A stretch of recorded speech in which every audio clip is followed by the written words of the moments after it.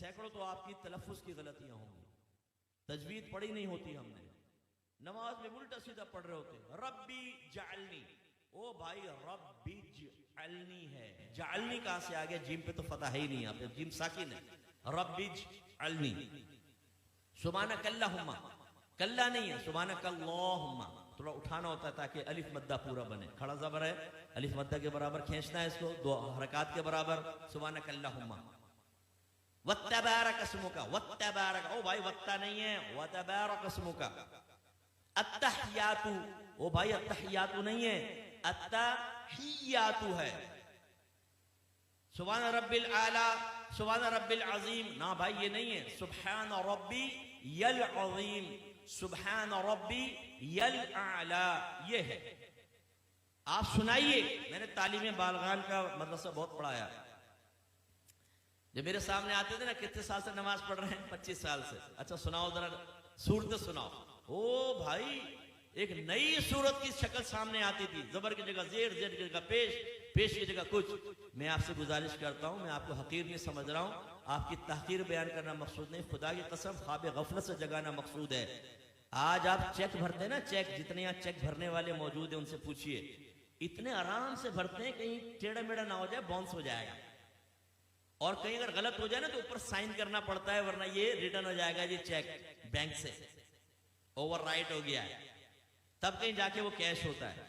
लेकिन जब नमाज पढ़ते हैं तो समझते हैं बहुत बड़ा हमने अल्लाह पर एहसान किया है, बात तो पढ़ते ही नहीं, खैर जो पढ़ते हैं बहुत बड़ा एहसान किया है, अब पढ़ी बस अल्लाह कबूल फरमाएगा। हालांकि नबी करीम सल्लल्लाहु अलैहि वसल्लम फरमाते हैं कि बंदा बाज़ औक़ात 60 बरस तक नमाज पढ़ता है, लेकिन उसकी एक भी नमाज अल्लाह ताला की बारगाह में कबूल नहीं होती, क्योंकि रुकू सही करता है तो सजदा गलत कर देता है, सजदा सही करता है तो रुकू गलत कर देता है। एक रिवायत में फरमाया, बाज नमाजी ऐसे हैं कि मस्जिद के दरवाजे से बाहर नहीं निकलने पाते कि उनकी नमाज पुराने कपड़े की तरह लपेट के उसके मुंह पे मार दी जाती है।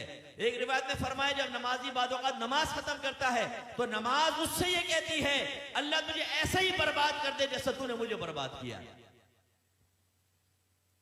उसमें वो खास तौर पे जो सुपरमैन नौजवान यहां बैठे हुए ना, जब नमाज पढ़ने खड़े होते हैं, रुकू सजदा, एकदम सीधे खड़े हो गए, रुकू सजदा, अभी हमारी अलहम्द आदि भी नहीं होती, 2 रकातें खत्म कर लेता, और जब ये सलाम फेरा कल्टी बाहर, ओ भाई तू एक्सप्रेस ट्रेन बना हुआ है, बुलेट ट्रेन, ये तेरा फायदा क्या हुआ नमाज पढ़ने का? यानी सर से बोझ उतार रहे हो। आपने देखा जुमे की नमाज के बाद जैसे ही इमाम साहब सलाम फेरते हैं, जूतियों पर रश लग जाता है, इतना रश हो जाता है जैसे बाहर 5-5 हजार के नोट बट रहे हैं, अगर देर होगी तो निकल जाएंगे। जूतियां ढूंढने में 15 मिनट वहां लगा देंगे, मस्जिद में नहीं बैठेंगे, ना सुनन पढ़ेंगे ना नवाफिल पढ़ेंगे आगे के, और बाहर निकल के फिर दूसरे कहते हैं हाँ क्या करना, चल ढाबे में चाय पीते। अभी तुम इसलिए बाहर निकल कर आए थे।